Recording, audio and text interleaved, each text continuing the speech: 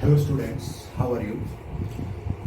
हम टॉपिक कर रहे थे वॉल्यूम्स एंड सरफेस एरियाज और उसमें हमने फॉर्मूले ड्राइव किए थे, हमने कुछ क्वेश्चंस भी किए थे पिछले 2-3 लेक्चर में। आज हम जो डिस्कस करने वाले हैं वो क्वेश्चंस आप ही के द्वारा भेजे गए हैं और बहुत अच्छे क्वेश्चंस हैं और वो कॉमन क्वेश्चंस हैं। Common in the sense means they are also related to cuboid, cube, sphere, hemisphere, cone, and maximum questions are related to frustum of a cone. So our topic, today's topic is same, surface areas and volumes. Surface areas and volumes. Let's start with first question. First question एक अच्छा question है।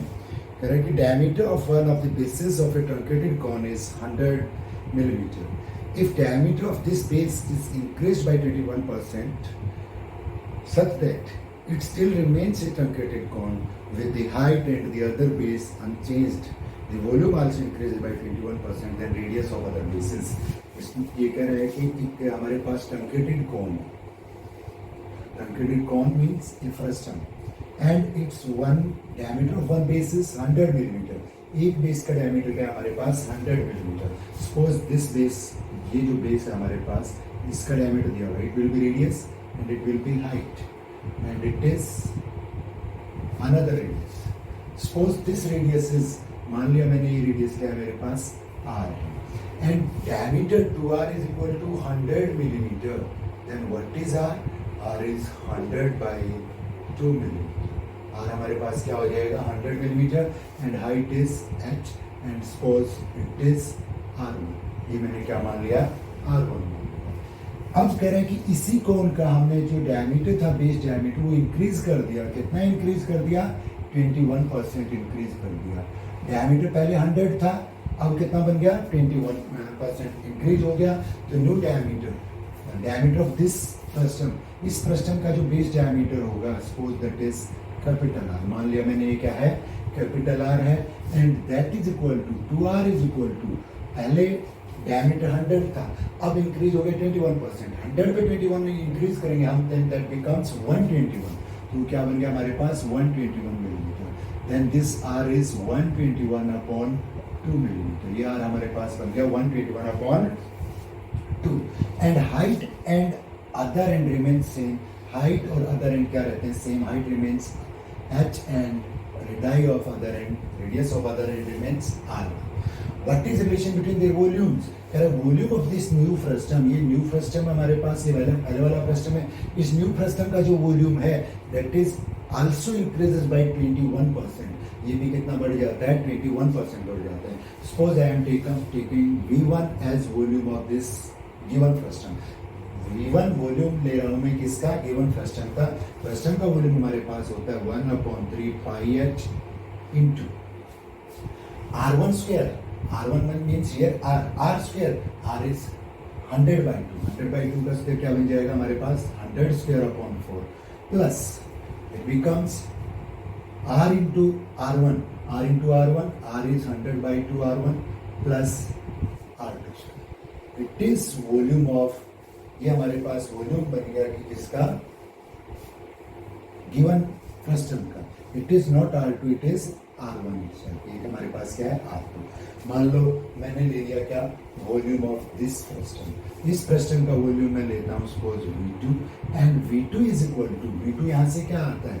1/3 pi h into r square, capital R हमारे पास given है 121 by 2, then that becomes 121 square upon 4 plus r into r1, r is 121 by 2 r1 plus r1 square. अब इसने relation दिया है v1 और v2 में, तो v1 v2 में क्या रिलेशन है? v2 is volume of new frustum is, v2 is 21% more than it's का, इससे कितना ज्यादा है? 21%। Then that becomes 121 upon 100। 21% मैंने इंक्रीज कर दिया ऑफ v1, तो v2 क्या होगा? 121 अपॉन 100 ऑफ v1। v1 का 121 अपॉन 100। तो V2 की जगह में क्या रख सकता हूँ, it becomes 121/100 into V1 is 1/3 pi h into 100 square upon 4 plus 100/2 R1 plus R1 square. अब ये V2 की वैल्यू मैं कहाँ पे रखूंगा, यहाँ पे मैं अगर रखता हूँ तो that becomes 121/100 into 1/3 pi h into it becomes 100 square upon 4 plus 100/2 R1 plus R1 square, and that is equal to 1/3 pi h into 121 square upon 4 plus 121/2 R1 plus R1 square। ये हमारे पास बन गया। इसको अब हम सिंप्लीफाई करेंगे, किसके लिए सिंप्लीफाई करेंगे, R1 के लिए।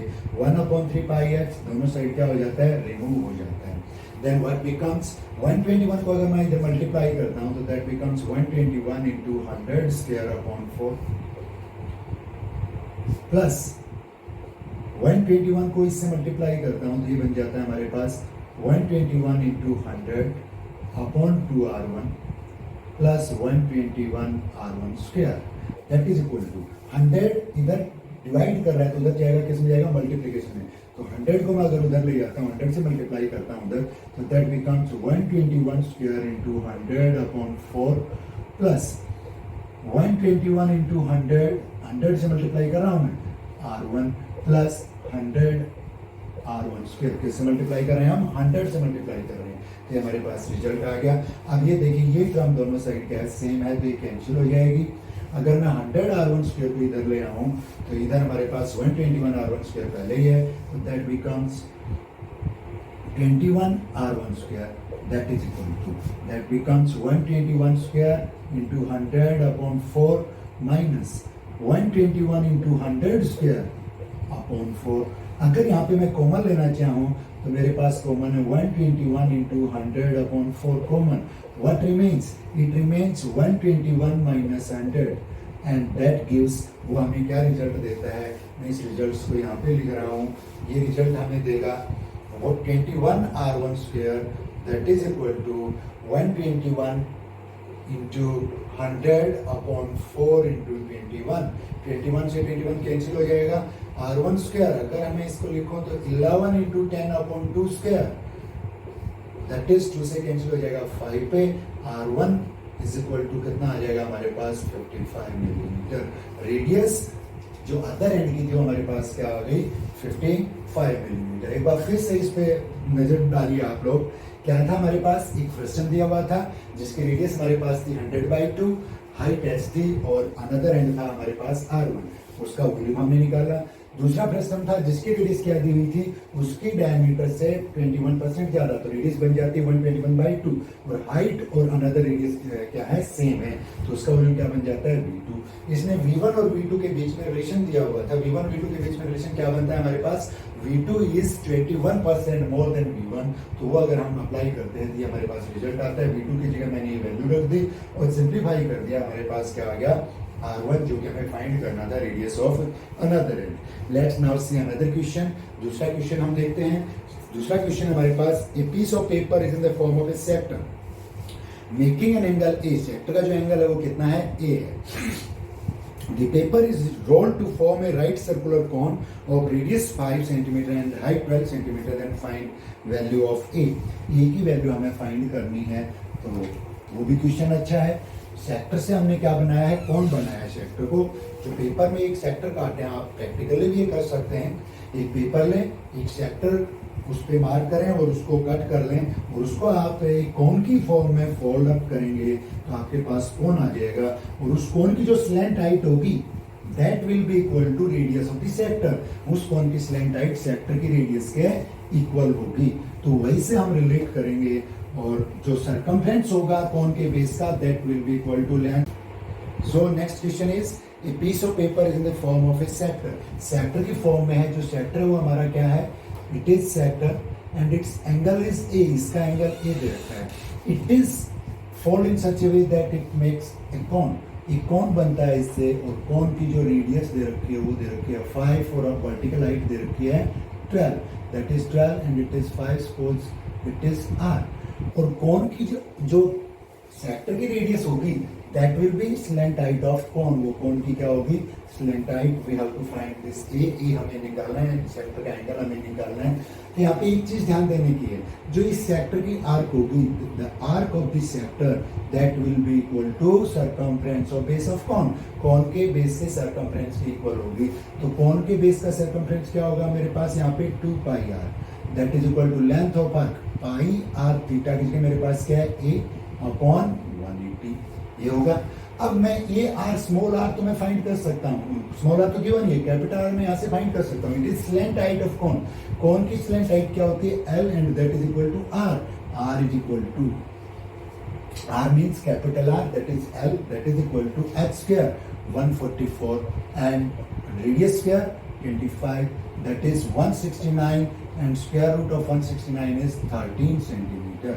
तो हमारे पास क्या आ गया, पाई से तो पाई रिमूव हो जाएगा, 2 into small r is 5, that is equal to capital R is 13 into a upon 180। लिख सकते हैं ऐसा। तो यहाँ से हमें a की वैल्यू निकालनी थी, अगर मैं a की वैल्यू निकालूं तो 180 इधर आएगा, इससे मल्टीप्लाई होगा 10 into 180 is equal to 13a and a is equal to 10 into 180 upon 13। हमें रिजल्ट निकालना है पाई रेडियन में, ना कि डिग्री में। यहाँ पे एंगल कितना है 180 डिग्री है, हमें पाई में निकालना है। तो 180 डिग्री इज इक्वल टू क्या होता है पाई रेडियन। तो 180 डिग्री में क्या रख सकता हूँ pi, 10 pi upon 13 that is equal to A. ये हमारा क्या हो गया, जो इसने एंगल पूछा था वो एंगल आ गया, कितना आया हमारे पास, A is equal to 10 pi by 13। Now let's proceed for next question. बहुत अच्छा क्वेश्चन अगला भी कह रहा है कि the radius of the base of a right circular cone is R. एक राइट सर्कुलर कोन है, उसकी बेस रेडियस आर दी हुई है। It is cut by a plane parallel to the base at a height of h from the base.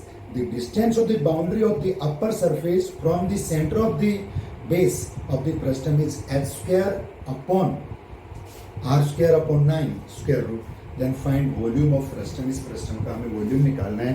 देखिए ध्यान से क्या क्वेश्चन दिया हुआ है यहाँ पे, अच्छा क्वेश्चन है ये भी।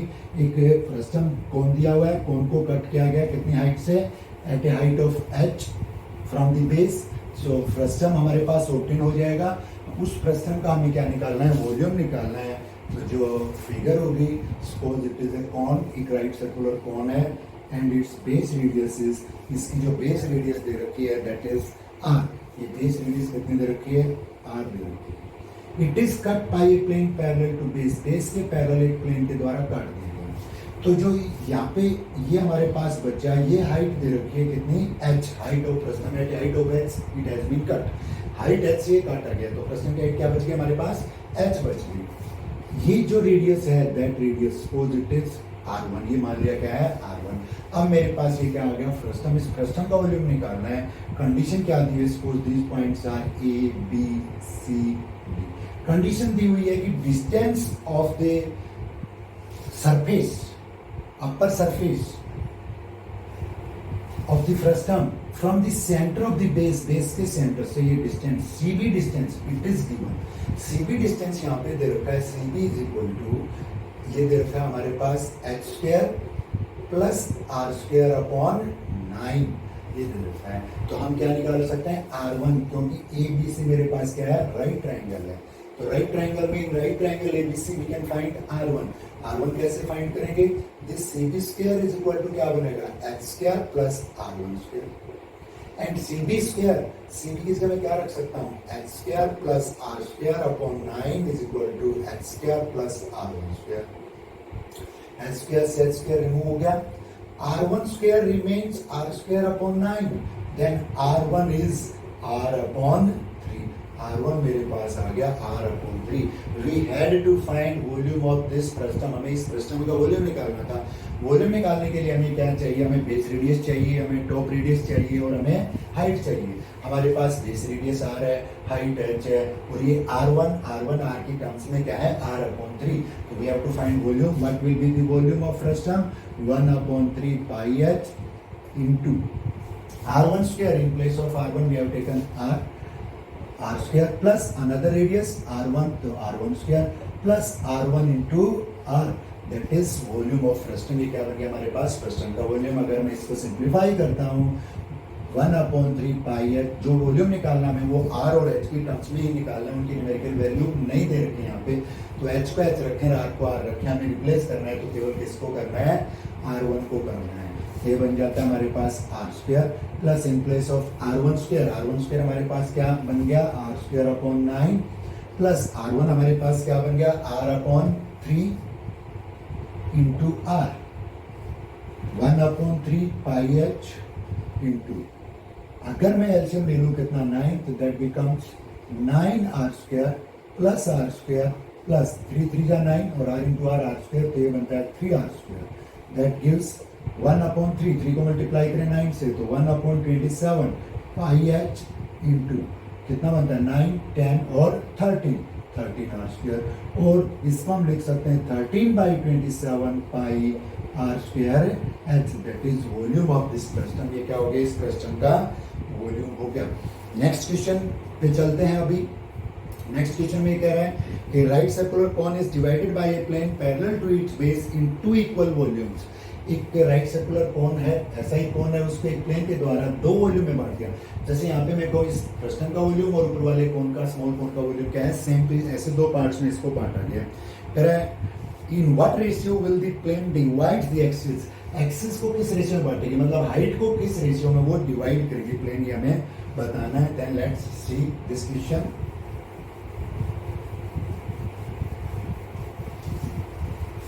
यहाँ पे हमारे पास बनेगा अगले क्वेश्चन में, एक कोन को प्लेन के द्वारा अगर हम बांटेंगे तो एक तो हमारे पास जो फिगर ऑब्टेन होगी that will B cone and another will be frustum. दूसरी क्या होगी हमारे पास, फ्रस्टम होगी। तो ये हमारे पास क्या है, कोन है, it is A cone.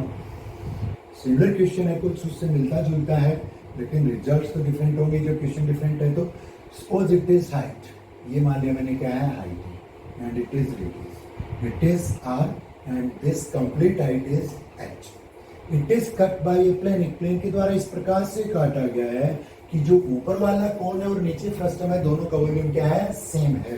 Suppose radius is r1 and that height is h1। मान ली मैंने क्या है, ये h1 है। हमें रेशियो निकालना है। अगर मैं इस कोन को नाम दे दूं a b c d, suppose it is h2। ये मान लिया मेरे पास क्या है, h2 है। तो इसको, इसमें हमें क्या निकालना है, we have to find ratio of h1 and h2। हमें h1 h2 निकालना है। कंडीशन दे रखी है, वॉल्यूम क्या है, volume of this cone and this frustum is same. दोनों का वॉल्यूम क्या है हमारे पास, सेम है। तो कोन का वॉल्यूम मेरे पास क्या बनेगा, 1/3 pi r1² h1 that is equal to volume of this frustum. Frustum का वॉल्यूम क्या बनेगा, 1/3 pi into H. H I have taken h2, H को मैंने क्या लिया है h2, एंड h2 को मैं क्या लिख सकता हूँ in terms of h and h1। h1 और h की टर्म्स में मैं इसको क्या लिख सकता हूँ, that can be written as h minus h1। इसको क्या लिख लेंगे हम, h माइनस h1। ये तो क्या हो गई हाइट, और यहाँ पे कौन की हाइट क्या थी, h1 थी। Volume of frustum 1/3 pi into height हो गए हमारे पास, into r² plus r1² plus r1 that is volume of this frustum. अब 1/3 पाई, तो 1/3 पाई से रिमूव हो गया, नहीं हो गया, तो ये हमारे पास क्या बचता है, इसको मैं क्या लिख सकता हूँ, r1² h1 को मैं उधर ले जाके डिवाइड कर दूँ, h माइनस h1 इंटू हम लिख सकते हैं r² plus r1² plus r into r1 upon में आ जाएगा r1² h लिख सकते हैं। दैट बिकम्स, इसको अगर हम सिंप्लीफाई करें तो 1 is equal to h minus h1 into r² upon r1² h को अगर मैं यहाँ से कॉमन भी ले लूँ तो h इसके अपॉन में हम लिख सकते हैं, that is equal to that is into r² upon r1²। h तो मैंने यहाँ से रिमूव कर ही लिया, r1² upon r1² it becomes, and it becomes r1 upon, it remains क्या बचता है ये r1²। इसको फिर से सिंप्लीफाई करें, 1 is equal to h upon h हम लिख सकते हैं, तो 1 minus h1 upon h it becomes, ये क्या बन गया h1 अपॉन h, और ये बन जाता है मेरे पास, ये हमारे पास क्या बनेगा, इट वाज एक मिस्टेक हो गई इस क्वेश्चन में। फिर से देखिए मैंने क्या किया था, R1 स्क्वायर H1 को मैं उस साइड लेकर था, ये क्या था मेरे पास H1, ये हमारे पास क्या था H1, तो यहाँ पे भी ये क्या रहेगा H1 और H अपॉन H1 करेंगे तो दैट कम्स, ये हमारे पास क्या आता है, इसको अगर मैं पार्ट में लिखूंगा तो ये मेरे पास आता है H अपॉन H1 माइनस 1, ये आता है हमारे पास। और ये अब इसमें इसमें और इसमें यहाँ से अगर मैं कैंसिल कर दूं तो ये R1 स्क्वायर कैंसिल होता है किससे, R1 स्क्वायर से, किस पे R1 पे, इससे कैंसिल हो ही जा रहा है, तो ये हमारे पास बचता है R square upon R1 square, complete square बन जाएगा, प्लस 1 स्क्वायर बन जाएगा और plus R upon R1 it becomes, ये बन जाएगा। अब एक बार फिर से इस ट्रायंगल को देखिए, यहाँ पे ट्रायंगल ABC जो है वो सिमिलर है किसके, ट्रायंगल ADE के। ABC similar to ADE, ABC ADE के सिमिलर है, तो जो ABC की हाइट होगी H1, तो ADE की हाइट क्या होगी H, that is equal to ABC की बेस क्या है R1, तो उसका क्या है R। मतलब हमें रिलेशन निकालना था H1 और H का, तो हम R1 और R को भी क्या कर देंगे, यहाँ से रिमूव कर देंगे। रिमूव करेंगे तो इसको मैं यहाँ पे ला रहा हूँ, ये मेरे पास बन जाएगा 1 is equal to H upon H1 minus 1 into R upon R1 in place of R upon R1। अगर R अपॉन R1 मैं इसको रेसिप्रोकल ले लूं तो ये बचता है H upon H1 is equal to R upon R1। तो वहां पे लिखेंगे हम R अपॉन R1 के लिए क्या लिखेंगे, H upon H1 whole square plus 1 square plus H upon H1 into 1 हम लिख सकते हैं। मैंने यहाँ पे 1 क्यों लिखा, यहाँ पे मैंने 1 का स्क्वायर क्यों लगाया। अब यहाँ पे एक बार देखिए, मैं फिर से आपको एक चीज बताना चाहूंगा कि ये क्या लिख सकता हूं मैं, A H1 अपॉन H1 को ले लिया, माइनस B को मैंने 1 ले लिया, A minus B becomes A square plus B square plus AB। ये हमारे पास एक आइडेंटिटी बनती है और ये आइडेंटिटी क्या करती है, A minus B into A square plus B square plus AB that is equal to A cube minus B cube. ये क्या होती है, A cube minus B cube. तो यही आइडेंटिटी हम यहाँ पे अप्लाई करेंगे, ये आइडेंटिटी क्या बन जाएगी हमारे पास, ये सिंप्लीफाई होकर रिजल्ट क्या देगा, 1 is equal to H upon H1 whole cube minus 1, ये माइनस 1 बन गया। अगर इसको फिर से मैं लिखना चाहूँ तो इसको लिख सकता हूँ H upon H1 that cube is equal to 2 और H upon H1 is equal to H upon H1 is equal to हमारे पास आ गया क्यूब रूट 2, क्या बनता है क्यूब रूट 2। अब H को भी मेरे को रिप्लेस करना है, H को रिप्लेस करना है तो H की जगह मैं क्या रखूंगा, H1 प्लस H2। H की जगह हम रख दें यहाँ पे, H की जगह यहाँ पे रख दें H1 plus H2 upon H1 is equal to cube root 2 और क्रॉस मल्टीप्लाई करेंगे तो cube root 2 H1 is equal to H1 plus H2 और H1 को इधर लाएंगे तो H1 कॉमन आ जाएगा, H1 कॉमन होगा तो cube root 2 minus 1 is equal to क्या बचता है H2 और H1 upon H2 that comes 1 upon cube root 2 minus 1। यही हमें यहाँ पे फाइंड करना था। एक बार फिर से देखिए इस क्वेश्चन को। इस क्वेश्चन में क्या था कि एक कोन था, उस कोन पे एक प्लेन के द्वारा इस प्रकार से काटा गया कि जो दो पार्ट है दोनों का वॉल्यूम सेम है, दो पार्ट के ऊपर कौन है, नीचे क्या है फ्रस्टम, दोनों का वॉल्यूम सेम है, तो हमने दोनों का वॉल्यूम निकाल लिया। Volume of cone is equal to volume of frustum cone, small cone. मैंने R1 स्क्वायर H1 से उधर डिवाइड कर दिया या दोनों साइड के डिवाइड कर दिया तो हमारे पास ये रिजल्ट आया। फिर हमने क्या किया, H1 को इसके नीचे ले लिया और R1 स्क्वायर को इसके नीचे ले लिया, सिंप्लीफाई किया तो ये रिजल्ट हमारे पास बन गया। ये रिजल्ट बनने के बाद हमने देखी कि ट्राइंगल्स क्या है, सिमिलर है। ट्राइंगल सिमिलर है तो H upon H1 is equal to क्या बनता है हमारे पास R upon R1। R upon R1 की जगह हम क्या रख सकते हैं, हर जगह H अपॉन H1 रख सकते हैं और यहाँ पे फिर हमारे पास ये आइडेंटिटी बन गई A minus B into A square plus B square plus A B that is equal to A cube minus B cube होता है। तो ये क्या बन गया हमारे पास, A cube minus B cube 1 is equal to 1 और इस 1 को मैं इधर अगर ले आऊँ तो ये H upon H1 cube is equal to 1 plus 1 क्या बनता है 2, ये 2 बन गया और इससे फिर मैंने आगे सिंप्लीफाई किया तो ये H upon H1 is equal to क्या आ गया क्यूब रूट 2 एच हमारे पास क्या था, H1 प्लस H2 था, और वो सिंप्लीफाई किया तो हमारे पास किसका रेशियो आ गया, हमारे पास रेशियो आ गया H1 upon H2 is equal to 1 upon √2 minus 1। और ये रेशियो हमें फाइंड करना था कि ये प्लेन इस कोन की हाइट को किस रेशियो में डिवाइड कर रही है। लेट्स से अनदर क्वेश्चन, एक दूसरा क्वेश्चन हम देखते हैं। उसमें कह रहा है कि ये सेम इक्वल वॉल्यूम में बांटा जा रहा था। उस कोन में क्या कह रहा है कि two planes divides a cone, divides the axis of cone in 3 equal parts. Two planes हैं, कोन के एक्सिस को, वर्टिकल हाइट को 3 इक्वल पार्ट में बांट रही है। तो कह रहा है कि उन तीनों पार्ट्स का वॉल्यूम क्या होगा, हमें वॉल्यूम निकालना है। लेट्स सी, देखते हैं।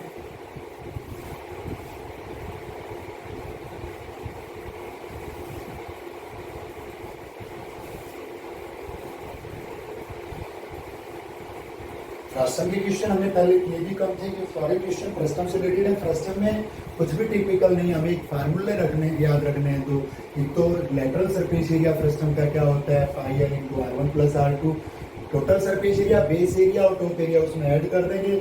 और हमारे पास वॉल्यूम ऑफ फ्रस्टम क्या होता है, 1/3 pi H into R1 square plus R2 square plus R1 R2। और हमारे पास जो स्लैंट हाइट ऑफ फ्रस्टम होती है वो क्या होती है, square root H square plus R1 minus R2 whole square. तो यहाँ पे दे रखा है क्वेश्चन और दे रखा है कि कौन है हमारे पास, right circular cone, it is cut by two planes parallel to base. Base के पैरेलल किस प्रकार से काटा गया है कि हाइट जो है वो डिवाइड हो रही है कितने पार्ट्स में, 3 इक्वल पार्ट्स में। दो प्लेन कितने पार्ट्स में बांटेंगे, इस कोन को 3 पार्ट्स में बांटेंगे। तो जो कोन की हाइट है वो कितने पार्ट्स में बट गई, 3 पार्ट में बट गई।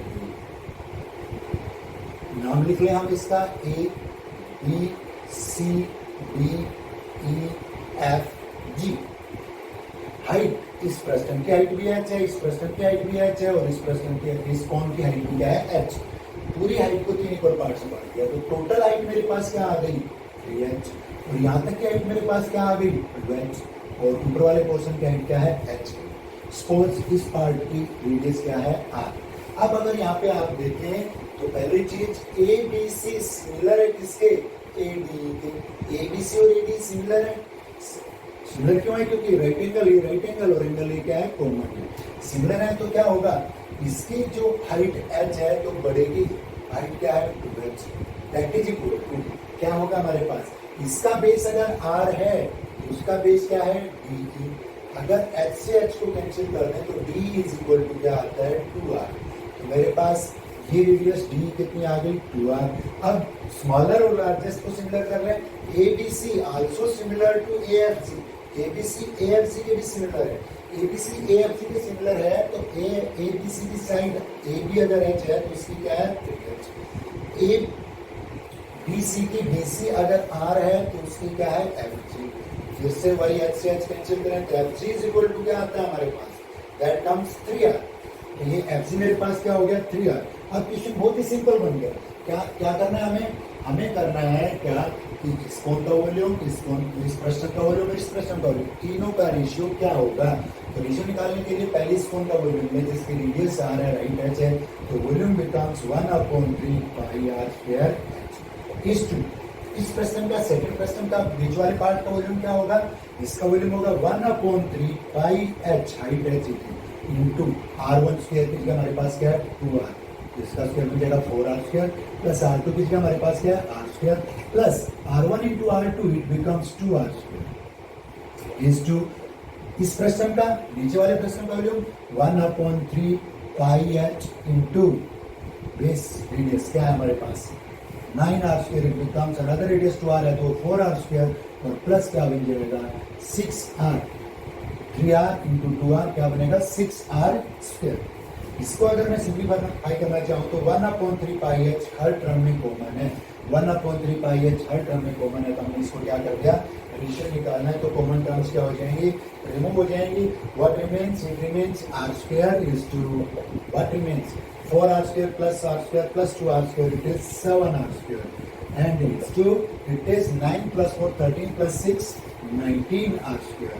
फिर से कॉमन टर्म रिमूव हो जाएगी, r स्क्वायर रिमूव हो जाएगा, इट रिमेन्स 1:7:19। एक बड़ा कोन था, 3 पार्ट्स में 2 प्लेन के द्वारा बांटा गया था। किस प्रकार से बांटा गया था कि हाइट्स क्या है, सेम बचती है तीनों पार्ट्स की। वॉल्यूम का रेशियो बताना था, तो वॉल्यूम का रेशियो क्या आ गया, 1:7:19।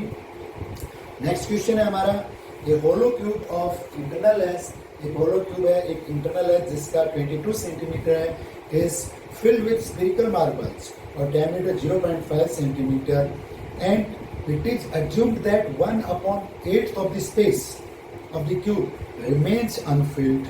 Then find the number of marbles the cube can accommodate. Cube कितने मार्बल्स अकोमोडेट कर सकता है वो हमें बताना है। क्यूब जो जितने स्फीयर्स हैं, मार्बल स्फेरिकल मार्बल्स हैं, वो स्पेस ऑक्युपाई कर रहे हैं, लेकिन जब एक मार्बल के ऊपर दूसरा मार्बल रखेंगे तो उसके बीच में कुछ स्पेस बच जाता है। तो कितना स्पेस बच जाता है, 1/8 रिमेन्स वैकेंट, 1/8 स्पेस वैकेंट रह जाता है, वो अकोमोडेट नहीं कर पाता। तो मान लिया हमारे पास एज ऑफ क्यूब, क्या मान लिया हमने, edge of cube that is 22 centimetre, वो दे रखा है हमारे पास कितना, 22 centimetre. And diameter of spherical marbles, diameter दे रखा है स्फेरिकल मार्बल्स का, that is 0.5। Diameter of sphere that is 2r, that is 0.5, 0.5 means 1/2 centimeter, then radius becomes 1/4 centimeter। अब इसने क्या कहा कि ये क्यूब है हमारे पास, इट इज क्यूब, ये क्यूब है, इसके अंदर हमने स्फीयर्स रखे, इसके अंदर स्फीयर्स रखेंगे, इस प्रकार से स्फीयर्स रखेंगे तो देखिए यहाँ पे कुछ स्पेस बचता है, यहाँ पे फिर कुछ स्पेस बचता है, इधर भी कुछ स्पेस रहता है, तो कितना पार्ट वैकेंट रह जाता है, 1/8। तो जो स्फीयर्स अकोमोडेट करेंगे वॉल्यूम को, let number of spheres be x, let number of spheres की संख्या मैंने क्या मान ली, x मान ली। जो टोटल x स्फीयर्स कितना स्पेस ऑक्युपाई करेंगे, वो स्पेस क्या होगा, 1/8 वैकेंट रहेगा, 1 में से 1/8 वैकेंट रहेगा, तो दैट रिमेन्स 7/8। तो 7/8 स्पेस जो है क्यूब का वो अकोमोडेट करेंगे क्या, स्फीयर्स। तो हम क्या कहेंगे, volume of x spheres, volume of x spheres that is equal to 7/8 volume of cube, volume of cube. Cube के वॉल्यूम का कितना पार्ट होगा, वो x स्पेस का वॉल्यूम 7/8 होगा। तो x स्पेस का volume x into 4/3 pi 22/7 and r cube 1/4 cube, that is 1/64, that is equal to 7/8 into volume of cube। Cube का वॉल्यूम क्या होता है, इसका क्यूब ऐसे 22, तो इट इज 22 कितना टाइम्स आ जाएगा, 3 times. We have to find value of x। 4 से अगर मैं कैंसिल करना चाहूँ तो कितने पे जाता है, 16 पे, उधर है अपॉन में, 8 से भी कैंसिल कर दूँ मैं, कितने पे जाता है, 2 पे, और 22 इधर से, 22 इधर से कैंसिल हो जाएगा, that remains x/6 into 7, what becomes 7 पे हमारे पास बचता है अभी, it becomes 42, 3 7 जा 21 into 2 42, that is equal to 7 into 22 into 22 484, and x is equal to 42 into 7 into 484। आप इसको मल्टीप्लाई करेंगे, that will be number of marbles, वो हमारे पास क्या होगी, मार्बल्स की संख्या होगी। नेक्स्ट क्वेश्चन है, उस क्वेश्चन में क्या कर रहा है, if the surface area of cube A is 64% of the surface area of cube B, cube A का सरफेस एरिया क्यूब B के सरफेस एरिया का कितना परसेंट है, 64% है, and volume of cube A is k% of volume of cube B, then what is K। तो कह रहा है कि K क्या है, एक तो रिलेशन दे रखा है उनके सरफेस एरिया में, एक रिलेशन दे रखा है किसमें, उनके वॉल्यूम्स में। दो डिफरेंट क्यूब्स हैं विद डिफरेंट एजेस, उनके एजेस भी क्या है हमारे पास, डिफरेंट हैं।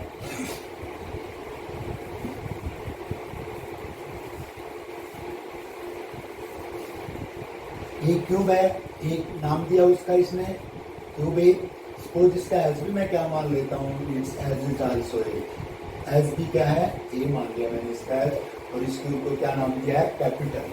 अनदर क्यूब इज बी, दूसरा क्यूब है वो क्या है हमारे पास, बी है, it is cube B, let's its edge is B, और इस क्यूब को नाम दिया इसने कैपिटल बी।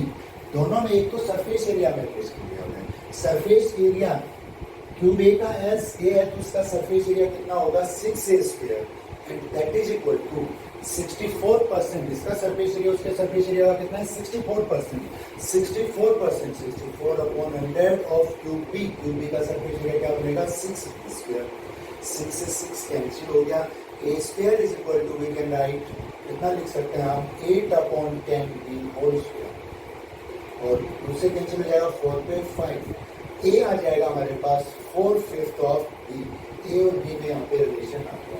एक रिलेशन और दे रखा है क्या वॉल्यूम का, volume of cube A cube A का वॉल्यूम ऑफ क्यूब ए क्या बनेगा A cube that is equal to K percent remove करेंगे तो K upon 100 of volume of B का वॉल्यूम क्या है बी क्यूब। यहाँ से हमें के की वैल्यू निकालनी है, हम ए की वैल्यू रखते हैं, ए की वैल्यू मेरे पास कितनी है 4/5 ऑफ बी, ए की जगह मैं 4/5 ऑफ बी रखूंगा, ये बनता है 64 upon 125 B cube it is equal to K upon 100 B cube से बी क्यूब रिमूव हो जाएगा, 25 से अगर मैं कैंसिल करना चाहूँ तो 25 आएगा 125 और 25 4 तो के हमारे पास कितना आता है के इज इक्वल टू 64 इंटू 4 कितना बनता है 256 upon 5 is equal to K and it is 51.2 is equal to K की वैल्यू बतानी थी हमें, के क्या है हमारे पास 51.2, so volume of cube A is 51.2% of volume of cube B.